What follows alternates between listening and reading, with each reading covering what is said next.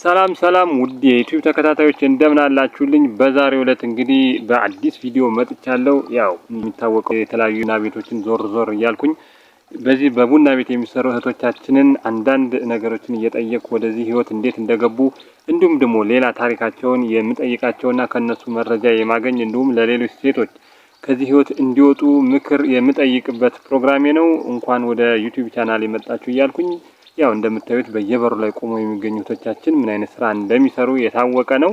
ታውቁታላችሁ ብዬ ነው ማልገላችሁ። እንግዲህ የቡና ቤት ህይወት በጣም አስቸጋሪ ነው። በአሁን ሰዓት በ2018 ከ2016 ጀምሮ እጅግ በጣም የተስፋፋ የስራ ዘርፍ ሆኗል ማለት ነው። ከዚህ ህይወት እንዴት እንደሚገቡና ደግሞ ከዚህ ህይወት የመውጣት ፍላጎት አላቸው ወይ የሚለውን አንዳንድ ጥያቄዎችን እንግዲህ ይህንን ስራ ከሚሰሩ ሴቶች መካከል ፈቃደኛ የሆኑትን ለማናገር ሞክሬያለሁ። ከነዚህም መካከል ፈቃደኛ የሆነችው ሜሮን የምትባል አንድ የ25 አመት ወጣት ፈቃደኛ በመሆን ይህንን ህይወቷን እንዴት እንደጀመረችና ወደዚህ ህይወት ከጀመረች ምን ያህል ጊዜ እንደሆናት አንዳንድ ጥያቄዎችን ጠይቄያታለሁ። እንደምታያቸው እንግዲህ በሩ ጋር ከቆሙት መካከል አንዷ ሜሮን ናት ማለት ነው። ስለዚህ ሜሮን ያው በድምጽ መቀዳት ፈቃደኛ ባትሆንም ነገር ግን ይህንን ሀሳብ በቃላት ብቻ ለእኔ ለመግለጽና እንዲሁም ደግሞ ለሰዎች ትምህርት እንዲሰጥ ብላ ሀሳቡን እንዳስተላልፍ ግን ፈቃደኛ ሆናለች ማለት ነው። በዚህ መሰረት እንግዲህ የሚገርም ነገር ነው የሰማሁት። የሚገርም ታሪክ ነው የነገረችኝ። ይህ ታሪኳ በጣም አሳዛኝ ነው። ያው ለሌሎች እህቶቻችን አስተማሪ ይሆናል ብዬ ስላሰብኩኝ ግን ላቀርብላችሁ ነው። እሷ እንደነገረችኝ ከሆነ በትምህርትም በምንም ብዙ ነገር የተማረች ናት። ነገር ግን ይህንን ህይወት ለመመስረት ወይም ይህንን ህይወት ለመግፋት ዋነኛ ምክንያቷ ትዳር ይዛ ነበር። ትዳሯ ግን በልጅ የተባረከ አልሆነላትም። በዚህ ምክንያት ለ5 አመት ያክል ከባለቤቷ ጋር ያው በስነ ስርዓት አግብታ ሰርግ ተሰርጎ የአካባቢ ሰው ጨፍሮ ነበር የዳራት። ነገር ግን እንግዲህ ፈጣሪ አልፈቀደላትምና ልጅ መውለድ አልቻለችም። በዚህ ምክንያት አካባቢ ሰዎች እሷ ላይ ያው ልጅ መውለድ የማትችል አንዳንድ ስድቦችን መስደብ፣ በአሽሙር መናገር ይጀምራሉ። ቤተሰቦቿ የልጁ ቤተሰቦች አንዳንድ ነገሮችን ያለ ልጅ ሊያስቀሩ ነው፣ ልጅ እንዳናይ እያደረጉን ነው ምናምን እያሉ ብዙ ነገር ሲናገሯት ይህንን ስሜቷን መቆጣጠር ባለመቻሏ ከባለቤቷ ጋር ተለያይታ ከማንም ጋር መገናኘት አልፈልግም ብላ በማሰብ እንግዲህ ከምትኖርበት አካባቢ ተደብቃ በመምጣት ወደ አዲስ አበባ በመምጣት ማለት ነው ይህንን የቡና ቤት ህይወት ከጀመረች 3 አመት እንደሞላት ገልጻልኛለች። እጅግ በጣም የምታሳሳ ወጣት ናት። እንግዲህ እንደምታዩቸው እዚህ ጋር ያሉት ሁሉም ወጣቶች ናቸው።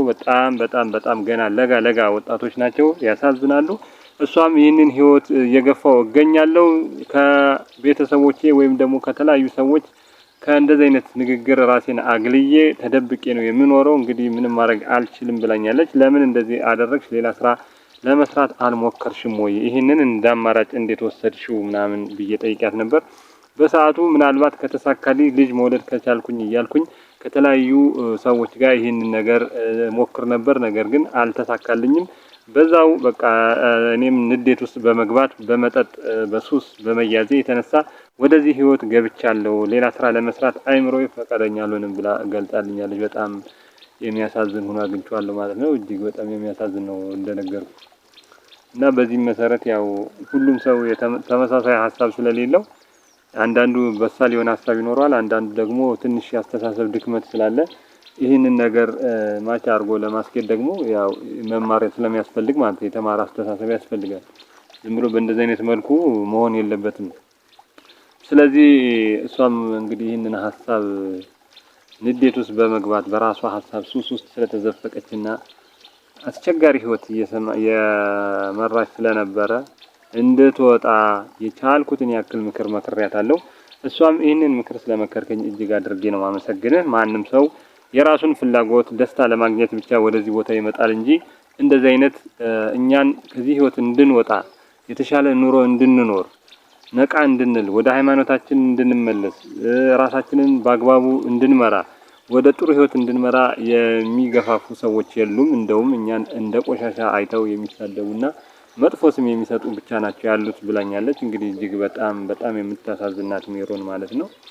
በዚህ መሰረት እንግዲህ ለሌሎቹም ደግሞ አንዳንድ ሀሳብ ማስተላለፍ የምትፈልጊው ነገር ሌሎች እንደዚህ አይነት ህይወት ውስጥ እንዳይገቡ ደግሞ ግዴታ እንደዚህ አይነት ህይወት ብቻ መኖር ስለሌለባቸው የተሻለ ኑሮ ወይም ደግሞ ከእንደዚህ አይነት ህይወት ራሳቸውን እንዲቆጥቡ ምን ማድረግ አለባቸው የሚል ሀሳብ አቅርቤላት ነበር። እሷም ጥሩ ጥያቄ ነው የጠየቀኝ። እኔ እንደውም ለማን ላውራ እያልኩ ነበር። አሁን እኔ ከገባሁ በኋላ ራሱ በጣም ትንንሽ ልጆች ወደዚህ ህይወት እየመጡ ነው እና ይህን ህይወት የመጡበት ምክንያት ደግሞ አንዳንዱ ውሃ የማያነሳ ምክንያት ነው።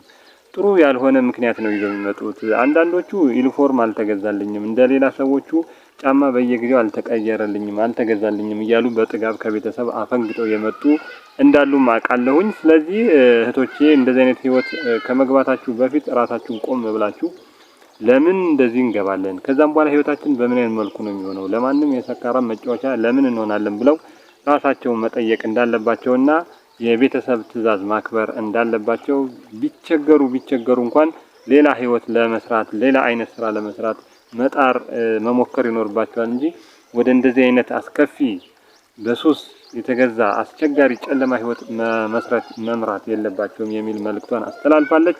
እኔም እንግዲህ ስለሰጠችኝ ታሪክ እንዲሁም ደግሞ ስለነገረችኝ ህይወት ታሪኳ እንደውም ለሌሎች ሴቶች ስለመከረችኝ ስለሰጠችው ምክር አመስግኛት ተለያይተናል ማለት ነው። ውድ የዩቲዩብ ተከታታዮቼ ይህ ቪዲዮ አስፈላጊ ነው፣ ለሰው ልጅ ለሴቶች አስተማሪ ይሆናል። ወደዚህ አይነት ህይወት እንዳይገቡ ጥሩ ትምህርት አዘል ነው ብላችሁ የምታምኑ ከሆነ ላይክ አድርጉት፣ ሼር አድርጉት፣ ለተለያዩ ሰዎች ያሰራጩት ማለት ነው። እንግዲህ በሌላ ጊዜ ደግሞ ሌላ ቡና ቤት ሌላ ባለ ታሪክ ይዤላችሁ እስከመጣ ድረስ መልካሙን ሁሉ እመኝላችኋለሁ። ሰላም ሁኑ።